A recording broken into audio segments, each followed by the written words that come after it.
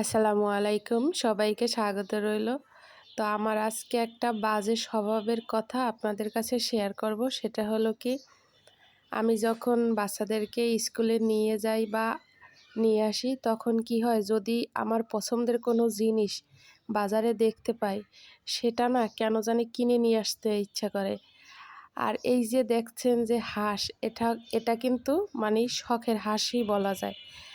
বাজারে গিয়েছিলাম শুধু সবজি আনার উদ্দেশ্যে। তো ঘুরতে ঘুরতে দেখি কি, একটা লোক খুব সুন্দর বেশ অনেকগুলোই চীনাহাঁস নিয়ে বসে আছে। আর সেখান থেকেই আমি সেই চীনাহাঁস নিয়ে এসেছি। তো এটা ছিল হাঁস আর কি, পুরুষ হাঁস। তো এটার ওজন ছিল 3 কেজি। তো এই হাঁসটা আমার পরিষ্কার করতে বেশ সময় লেগেছে, কারণ ছোট ছোট খুঁটো ছিল সেই জন্য। আর এদিকে আমি আজকে এই হাঁসটা নারিকেলের দুধ দিয়ে রান্না করব।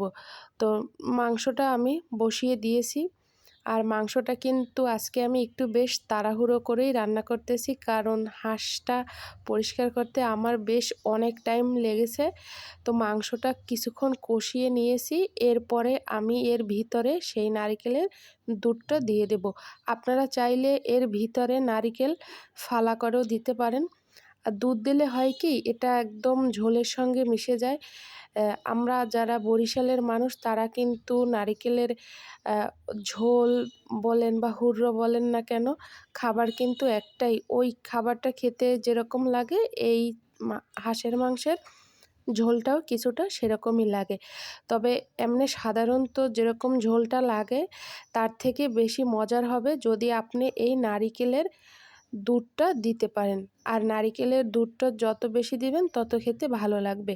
আর এর ভিতরে আপনারা চাইলে নারিকেল আর কি ফালা ফালা করেও কেটে দিতে পারেন, সেটাও আবার অন্যরকম স্বাদ। তো মাংসটা কিন্তু আমার সেদ্ধ হয়ে গেছে। আর এদিকে আমি আর কি মাংসটা রুটি দিয়ে খাবো। আমার বর হাঁসের মাংস দিয়ে রুটি খেতে বেশ পছন্দ করে, তো তার জন্যই আর কি এই রুটি পিঠা তৈরি করা হবে। আর এদিকে আমি আটাটা খুব সুন্দর করে সেদ্ধ করে নিচ্ছি। আর রুটি পিঠা কিন্তু আমাদের অঞ্চলে বেশ প্রচলিত একটি খাবার। এই খাবারটা আমরা বেশি অংশ শীতের সময় খেয়ে থাকি। আর সব সময়ই খাওয়া হয় কম বেশি, তবে শীতের সময় আর কি একটু বেশি খাওয়া হয়। আর শীতের সময় কিন্তু হাঁস, মুরগি, গরু, ছাগল যাই বলেন না কেন, সব কিছুই কিন্তু খেতে বেশ ভালো লাগে। তো কথা বলতে বলতে কিন্তু আমি রুটিগুলো বেলে নিচ্ছি। আর এখন আমি এটা ভেজে তারপরে মাংস দিয়ে আর কি খাওয়া হবে। চিতই পিঠা দিয়েও খাওয়া যায়, তবে চিতই পিঠাটা বেশি পছন্দ করে না দেখে আর কি আমি তৈরি করি না। তো আমাদের বাসায় রুটি পিঠাটাই বেশি তৈরি করা হয়। তো বরের জন্য প্লেটটা একটু তৈরি করে নেব। তো সাথে একটু আমিও খেয়ে নিচ্ছি, আপনাদেরকে একটু ভেঙে দেখাচ্ছি যে মাংসটা আসলে কীরকম সেদ্ধ হয়েছে। আর এই যে ঝোলটা খেতেই কিন্তু সবথেকে ভীষণ মজার হয়েছে।